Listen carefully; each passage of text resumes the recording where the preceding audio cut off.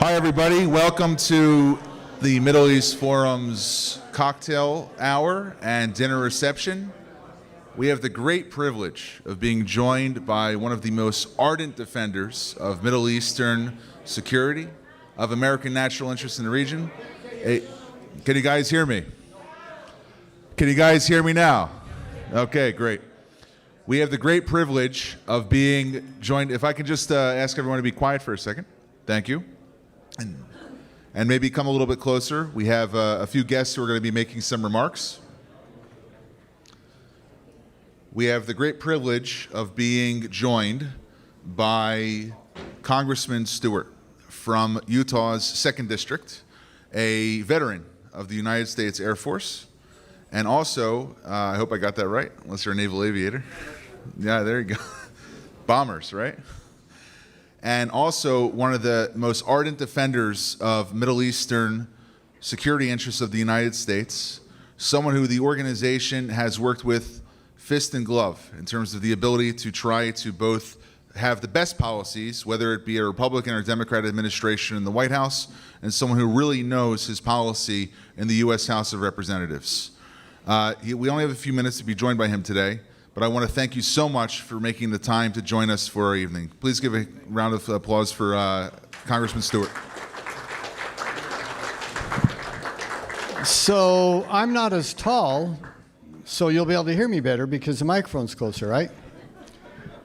And I come from a teacher background, so if you keep talking while I'm talking, I'm going to point to you and say, will you please be quiet? Because that's the way we do it in Congress. It's an honor to be here, and it's an honor to be associated with you and what you all do. And to Greg for the introduction, and to Scott and Daniel and the leadership, both the previous leadership and the current leadership. Thank you for the invitation. What your organization does matters. And we need people like you who will engage on these issues. And you need to engage with Congress. Because if you don't come talk to us in Congress and we don't understand nearly in nearly as I think a fulsome way the depth and the breadth and the issues, and then also how to fix some of them, because many times you'll come to us with policy suggestions that we think, yeah, that's actually a really good idea, and we would not have thought that. And you need to prod Congress as well in a bipartisan way. Look, the Middle East is a difficult part of the world. I think all of us understand that. Every one of you understand that because you all have expertise and background, and I imagine families, business interests, a whole lot of different reasons why this is an important part of the world to you. It's very important to us in our national security. It's very important to us from a foreign policy perspective. If you look at trade with Israel, for example, people are many times surprised at the incredible innovation that comes out of Tel Aviv. It's very important to our innovation and our tech industry as well. As the relationship we have with King Abdullah in Jordan. I could go on and on. But it's also a part of the world that's very clearly troubled and very clearly stressful in many ways. I want to share just two experiences because I think they illustrate kind of the breadth of the challenges we have there. I was there several years ago. By the way, background on me just a little bit, because many of you I haven't had a chance to meet or talk with before. I was introduced as Air Force pilot, that's true. These are my father's Air Force wings. He was a pilot in World War II, if you can imagine. He had 10 kids, 6 sons. I know, you think 10 kids, you go, what in the world were they thinking? 6 sons, 5 of us served in the military, and I was talking with General Milley the other day, and he asked me how many of my family have been in the military, and I didn't know, and I added it up, and it was 12 of us that have served or serving now. So it's kind of deep in our DNA. I have with me a good friend, General Gerald Goodfellow. He and I knew each other when we were young lieutenants. Someone was looking at a picture of us together, and they could not pick us out. They had no idea who we were, because... So those days have gone by. But Gerald and I have kind of a fun thing. We hold the world's record for the fastest nonstop flight around the world. We flew together in the B-1, a record which still holds today and probably is going to hold for a long, long time because we just did it faster than almost any aircraft can. I remember I'd be flying and we'd be doing cool stuff. I go, I can't believe they pay me to do this. And I have never felt that way since I've been in Congress, I want you to know. because they don't pay us enough to do this sometimes. Couple experiences, if I could. I sit on the House Intelligence Committee, a very powerful, very exclusive committee, Appropriations Committee, and now I'm a member of the Weaponization Committee, which is really interesting work. If you think it's a bad idea for the federal agencies to be turned against their own citizens, then that's why that work matters. It should bother everyone, Republicans and Democrats, to think that you would take an agency like the IRS or the FBI and turn them into political animals. Even the CIA, I spent last week about an hour with the former CIA director, Director Brennan, being able to question him in a recorded interview. We can't call it a deposition, about some of the shenanigans of the CIA. We break the faith of the American people if they look at these institutions and go, I don't trust them anymore. And the key to that is the leadership in those institutions, starting at the White House. But because of my work on the Intelligence Committee, I travel all over the world all the time. And my area of emphasis since I've been on the committee has been the Middle East. So I've had the opportunity to be there, I don't know how many times, dozens. Well, probably not dozens, but many times, many more than a dozen. We were in Syria once, and actually I can't say I was in Syria because I technically, as a member of Congress, could not go into Syria. So we were on the Syrian border, or somewhere close to that. And as we were traveling there to look at what was an intelligence equity, whether we were going to fund a program, which was about $1 billion a year, whether we were going to continue to fund this, we happened to find ourselves in a refugee camp. That wasn't part of the reason I was there, but we were there waiting for transportation. And so while we were there, we were in a room with a family, and I was told not to talk to them. You don't engage with them. But as I sat and watched them, I asked them, can I go have a conversation with them? Because the man, who wasn't very old, he looked like maybe in his 40s, he was terribly disfigured. His face was just horribly disfigured, and he had 2 little girls with him. And so I wanted to kind of hear his story, and I went up and they allowed me to talk to him, and he spoke a little English, enough we could hear, that, although we generally talked through an interpreter. But I said, were you part of the insurgency? Were you, some of the fighters fighting against Bashar al-Assad and the government? He said, no, not at all. He says, I was a butcher. The only thing I wanted to do was just do my job, make a little money, and keep my family safe. And I asked what happened, and he said, well, I made a terrible mistake. I asked, what'd you do? He said, I was talking to my neighbor once, a friend, and I said, I hope one day we can live under freedom. And he said, the next day, Syrian soldiers came to my house, and they asked, did you say that? And he said, I said I did. And they took one of his butcher knives and started to cut off his face. And then they took the butt of their rifles and broke most of the bones in his face. And then they took his older daughters, and he had not seen them since.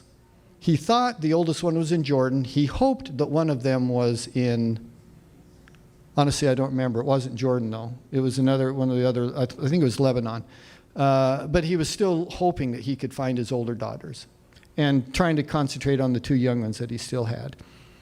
Okay, that's part of our interactions with that part of the world. It's sometimes violent, it's very dangerous, and it's not very hopeful for those of us who value human rights and dignity and freedom.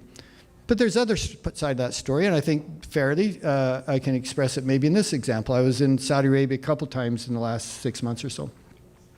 Walking around in, it was in Jeddah, it wasn't in Riyadh, walking around Jeddah with Princess Rima, who, if any of you know her, the U.S. ambassador to the United States, a remarkable person.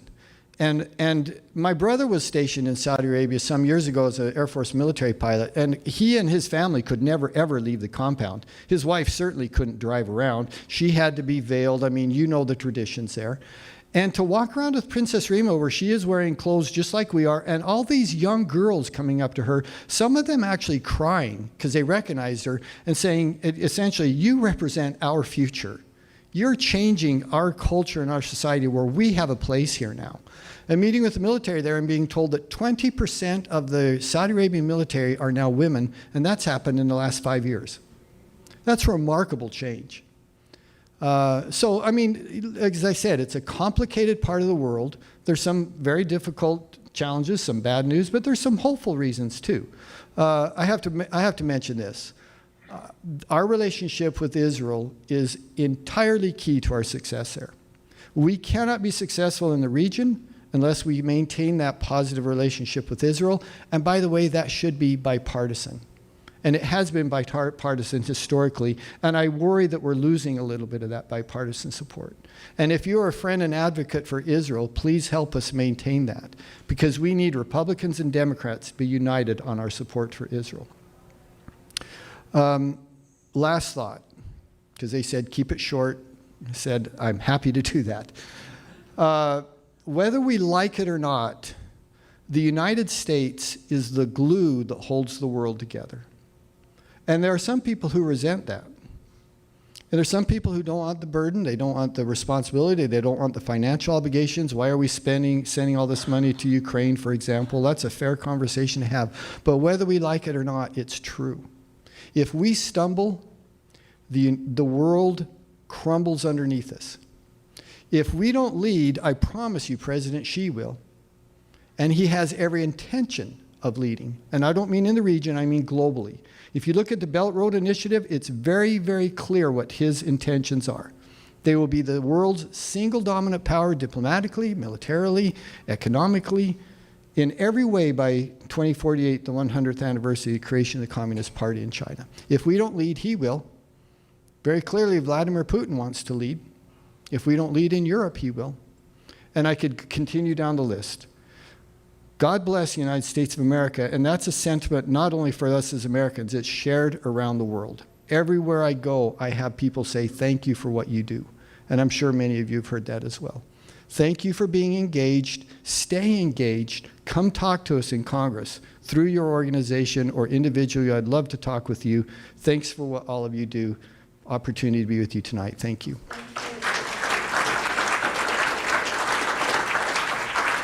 There's one thing that I forgot that I have to personally thank Congressman Stewart for, which is the reason why the United States has transparency and openness and answers now as it relates to the fundings of UNRWA, the Palestine Refugees Agency, is because of a request that Congressman Stewart put through the House Appropriations, I might get this wrong, Subcommittee on Foreign and State Operations.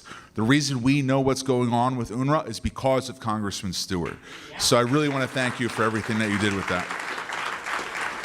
And now we have a second speaker. Where's Cliff? Why don't you introduce our second speaker? Nadine.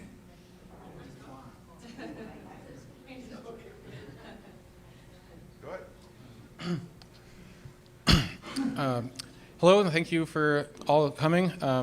Nadine Maenza has been a friend of mine for a little while now. She has been involved in politics much of her life, but she really made her mark recently on the United States Commission on International Religious Freedom. The Middle East is a very difficult place in the world for religious freedom. There's no doubt about that. Nobody seriously doubts that. But there are things that are happening that are positive, and there are things we can do to continue good trends and hopefully deter bad ones. And she continues that work outside of the government. She can tell you a bit more about that. But thank you very much, Nadine, for coming. Thanks so much for being here and for your interest and all the work that you do. I want to especially thank the Middle East Forum for inviting me, and of course, Daniel Pipes and the whole leadership team for putting on this important event. And I really appreciate being here. We'll talk, as he said, a little bit about the state of religious freedom. So it's not going to be as much fun as you just had. That was really fun. Thank you, and thank you for what you're doing. Wow, it's the real work in Congress.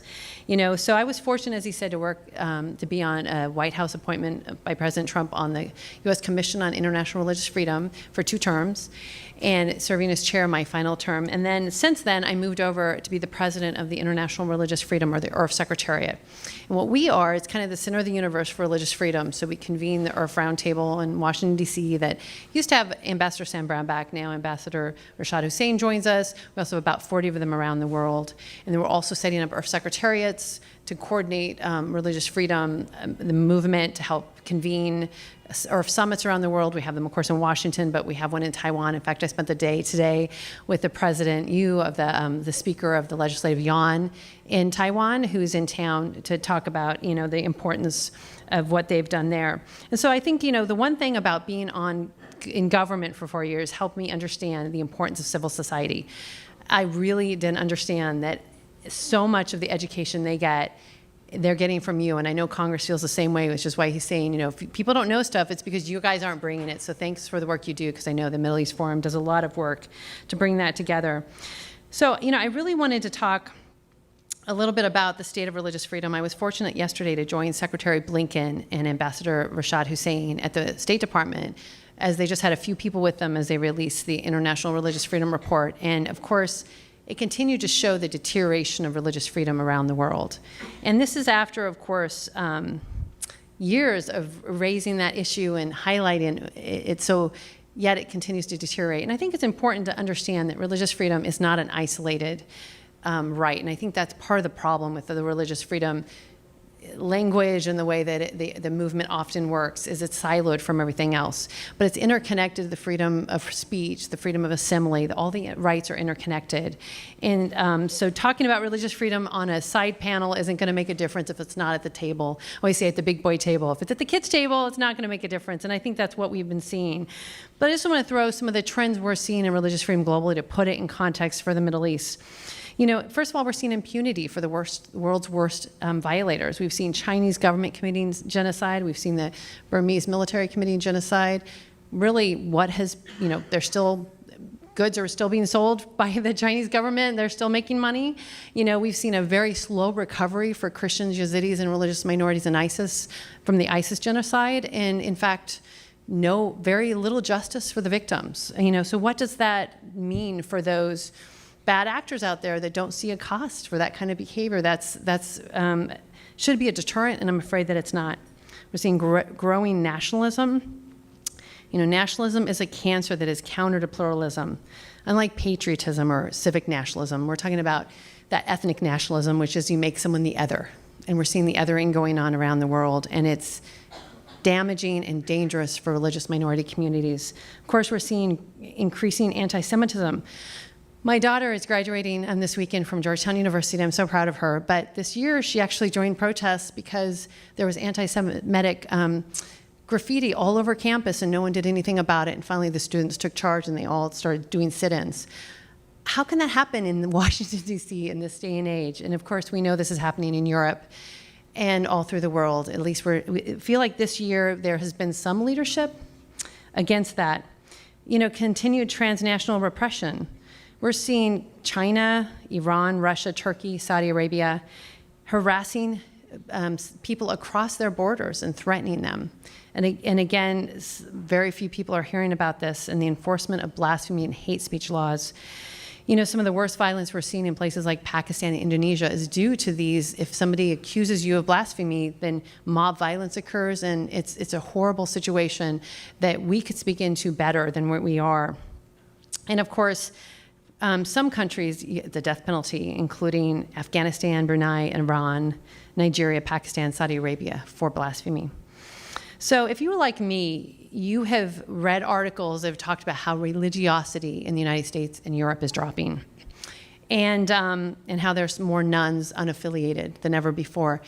But I think what's important to know is the rest of the world is becoming more religious, not less. And countries that are more religious also have more population growth than the rest of the world. So this is super important for government officials, diplomats, analysts, and those working to improve religious freedom or government officials' human rights conditions.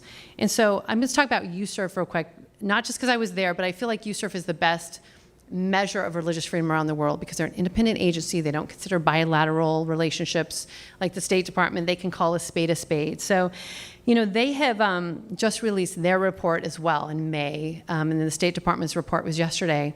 And so what they do is USCIRF recommends countries be either a country of particular concern, which are the worst violators of religious freedom, and there are ones that engage in or tolerate systematic, ongoing, and egregious violations, and that's according to the International Religious Freedom Act of 1998. And then after that, Frank Wolf International Religious Freedom Act of 2016 brought the special watch list. So really, if you want to know the worst violators of religious freedom in the world, USCIRF, you can go to uscirf.gov and see the CPC countries and the special watch list countries, and those are the worst violators of religious freedom. Just to give you a sense of who they are, USCIRF recommends a lot more than the State Department designates because, of course, They're considering the bilateral relationship of countries.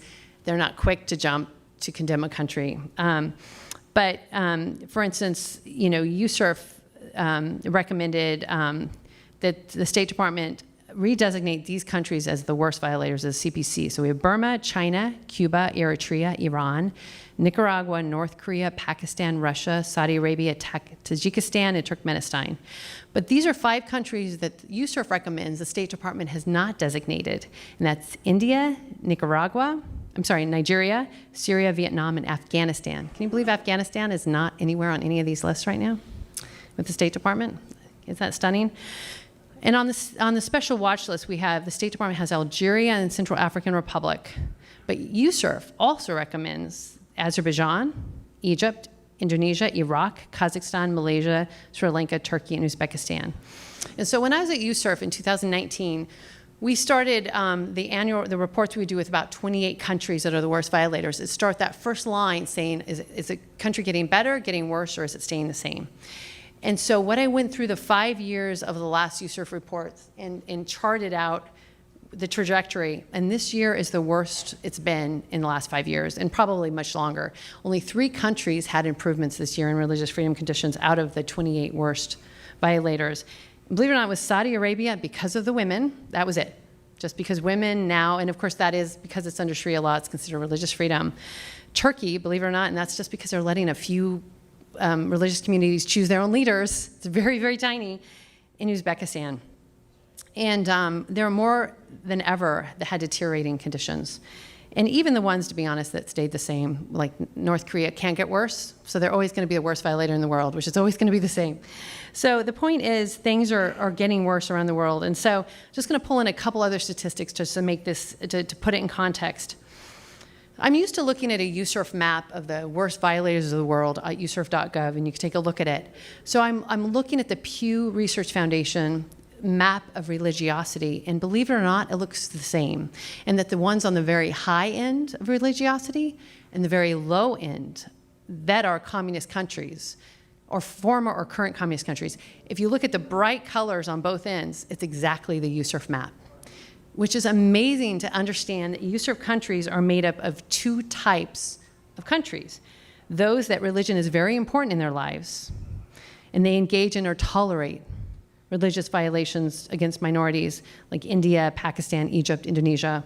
And those with low religiosity, those that were former or current communist countries. Countries like New Zealand and Australia are low religiosity, but they weren't former communist countries. So it's really that very specific. And of course, those are countries that are hostile to all religion, like China, Uzbekistan, Kazakhstan. And only one country, believe it or not, didn't meet that, and that was Tajikistan, and it was moderate for religious freedom. So if that wasn't enough, when you look at a map of population growth around the world, guess what? The same thing happens. The bright colors for the most growth are those USCIRF countries that are the most problematic. Or on the low end are the ones that were former communist countries. And so what you're seeing is all the countries in the Middle East and Africa rated themselves as highly religious, according to the Pew Research Center. And all the Middle East and African countries have a higher than average population growth, except Lebanon, which is interesting. So in most of the world, even Latin America is not, there's a couple countries that are growing quickly, but they're going to drop in a point too. So what we're going to have is, when you look at the map and you think of these areas are growing the fastest, what will that mean for foreign policy? What will that mean for the future of managing peace, security, and stability? These are really serious questions that I feel like I'm not hearing in the dialogue. In addition, when you look at the landscape in 2050, 60% of the world's population will either be Christian or Muslim, and only 13% will have no religion. And Christians are at 31%, and Muslims at 29.7%. And so in the geographical center of Christianity will move to Africa from North America. And of course, other religious communities will of course not have this type of growth, but many will still be influential and in their countries and the communities. There must be space for all who believe, regardless of the size of their religion, and unbelievers alike, to live with dignity in accordance with their conscience per Article 18 of the Universal Declaration of Human Rights. So looking ahead to the future, religion will matter, even more than it does now. And will we be ready? 87% of the global population will be religiously affiliated by 2050. At the same time, the US and Europe will be less religious. So considering this landscape, how do we educate foreign service officers and government officials to be religiously literate so they can engage in faith in an authentic way? And when you look at Iraq and other countries, we have seen how they have misstepped to avoid their missteps on faith have caused so much. What do we do to avoid those mistakes? And on Syria, where I spend about a month a year between Iraq and Syria, where religious freedom was never integrated into foreign policy, we ended up with the US government supporting the Turkish-backed Syrian opposition. Great people in the diaspora. I know that you have been to Syria. I'll be there soon. So the US government ends up backing the Turkish-backed Syrian opposition. Great people, as you've met, in the Syrian diaspora who've greatly suffered under Assad. But Islamists on the ground creating conditions similar to the ISIS caliphate. Where is the disconnect? How does this happen? So looking past the USERF countries, there's a lot of borderline countries that are going to have huge growth. And they're kind of on the border right now, Chad, Tanzania, Ethiopia. So what can we learn about the bright spots? Like Northeast Syria, Taiwan, other places where, like I've spent some time in Northeast Syria that has some of the best religious freedom conditions in the Middle East. So what can we learn from these places? So my real point is, you know, what if trust was built between religions globally so that in countries with religious oppression, the dominant religion would be an advocate and protector for minority religions, and they could expect the same respect and support where the situation is reversed. So my point is we need to, you know, push the State Department to look seriously at how they can better equip their diplomats, officials, and how we can better speak into how religion is going to play in foreign policy in the future. So thanks so much for your time.